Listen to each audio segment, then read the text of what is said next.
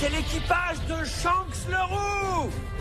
Shanks le Roux, l'homme qui maîtrise mieux le haki des rois. Shanks le Roux, l'homme qui a la maîtrise parfaite du haki des rois, arriva à Marineford et stoppa la guerre de Marineford devant les amiraux, devant l'admiral à chef. Chose la plus intéressante, il stoppa aussi l'homme le plus beau, Martial Ditich. Mais avant encore d'arriver à Marineford, il a combattu la créature la plus forte qui est Kaido. Shanks le Roux fait partie des 4 empereurs les plus puissants aujourd'hui dans l'œuvre One Piece. Les empereurs sont des créatures les plus fortes aujourd'hui dans l'œuvre One Piece et parmi ces créatures nous retrouvons Shanks le Roux. Parmi ces 4 empereurs, personnellement je classe Shanks le numéro 1 de ces 4 empereurs. Vous aussi vous pouvez me dire votre empereur préféré, votre empereur que vous classez le numéro 1. Salut les théologistes, j'espère que vous allez bien. Je vous retrouve aujourd'hui pour la théorie du Gom Gom no Mi. Comme vous tous vous le savez, Shanks a volé le Gom Gom no Mi que Luffy a pu manger. Je vous retrouve aujourd'hui pour le vol de ces Gom Gom no Mi, mais je vais pas seulement parler du Gom Gom no Mi, mais je vais aussi parler de l'empereur Kaido qui est un Oni. J'ai quelque chose à vous dire là-dessus, mais ça sera à la fin.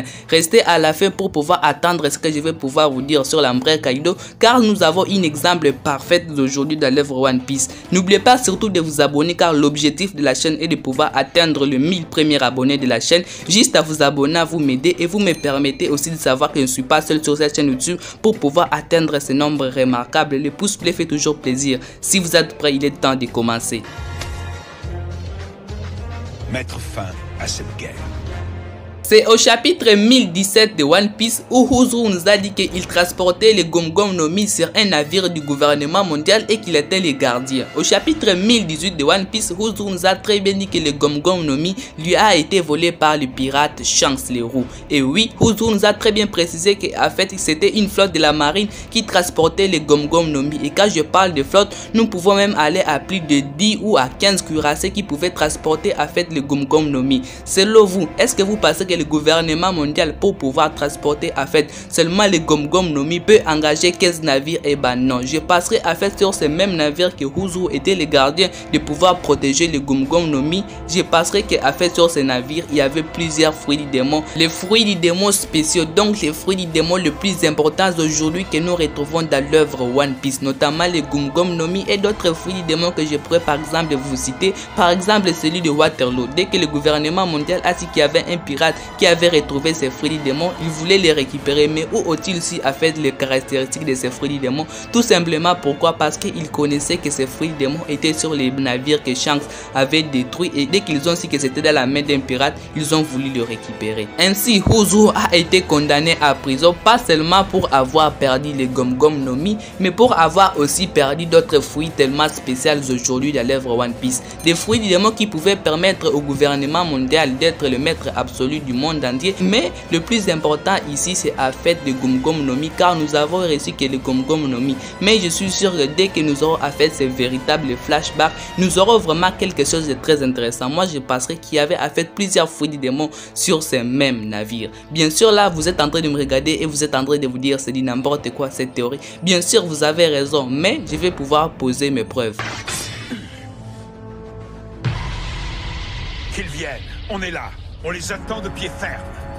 Shanks le Roux arriva à Marineford. Après que Shanks le Roux est arrivé à Marineford, les soldats de la marine ont eu peur. Chose plus intéressante, Akainu n'a pas osé remettre contre Shanks le Roux les coups de poing du magma. Pourquoi n'a-t-il pas fait cela? Parce qu'il connaît que la puissance de Shanks dépasse l'attentement. La puissance que Shanks possède est une puissance destructrice. Pour que Shanks puisse réussir à s'emparer à fait du Gom Gom no Mi, il a dû détruire toute la flotte de la marine qui protégeait à fait le Gom Gom no Mi. Et lorsque Shanks le Roux est arrivé à Marineford, tous ces soldats, comme ils ont déjà attendu la fameuse histoire que Shanks avait détruit vraiment une grande armada de la flotte de la marine, et ils se sont souvenus de cette histoire, ils se sont dit c'est lui le monstre qui a fait cela. Alors dès qu'ils ont vu Shanks, ils ont eu à fait un flashback, ils se sont rappelés de cet événement et ils se sont dit s'il est là vraiment, ce type c'est un grand malade, il peut faire du n'importe quoi ici. Ainsi Akainu n'a pas attaqué pour la deuxième fois Shanks le Roux, car il savait s'il faisait pour la deuxième fois, il allait provoquer Shanks le héros à duel. Il n'a pas fait cela, pourquoi? Parce qu'il savait que sa réputation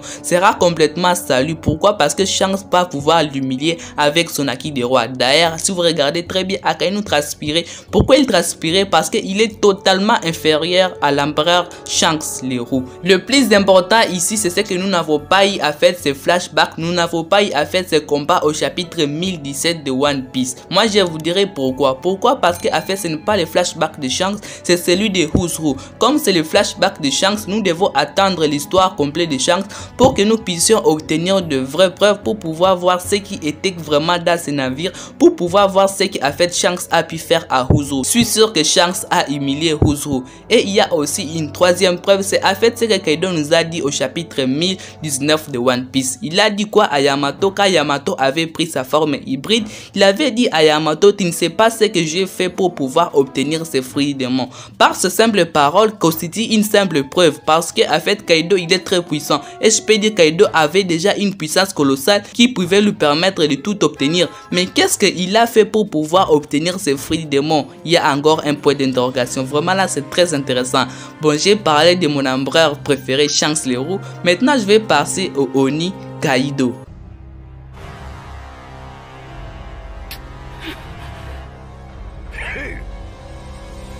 Il n'y a qu'une seule fois où le terme Oni a été attendu par Kaido. Dans le chapitre 1024 de One Piece, Kaido a dit à Yamato, même si tu fais quoi, tu as le sang d'un Oni, tu es un Oni. Donc tu ne pourras jamais habiter avec les êtres vivants. Mais c'est totalement le contraire, car en fait, à chercher quelque chose sur les Oni, j'ai retrouvé en fait cela de la mythologie japonaise. Et je vais vous dire ici, il y a des sortes de Oni. Il y a un Oni qui peut protéger les humains et qui peut les garder. Yamato avec son fruit démon protégeait les humains et aimant les humains et vouloir aussi habiter avec les mêmes humains. Tandis qu'avec Kaido, nous avons un personnage qui déteste carrément les humains, qui n'aime pas les humains, qui aime en fait les marginaliser, qui aime en fait la discrimination, qui ne les considère pas. Totalement les deux choses opposées. Nous les avons dans la mythologie japonaise, un esprit qui aime les humains et aussi un esprit qui déteste les humains. Je croirais que en fait l'auteur nous a reproduit aujourd'hui les mêmes schémas, car nous avons que ces deux Oni qui nous ont été présentés aujourd'hui dans l'œuvre One Piece. Celui du bien et celui du mal. Yamato est à celui du bien, Kaido est à celui du mal. Ils sont totalement opposés, car Yamato et Kaido ne pourront jamais s'attendre. Yamato a finalement régné son père au chapitre 1024 de One Piece, en disant que tu n'es plus mon père. Il a carrément rejeté. C'est tout ce que je voulais vous présenter dans cette vidéo comme théorie. En tout cas, ça m'a pris carrément la tête. En plus, c'est un sujet très important. Je dois carrément me concentrer pour pouvoir obtenir toutes ces informations. Prenez extrêmement soin de votre futur et de vos proches, les bros. Peace, les bros. Peace, peace, les bros.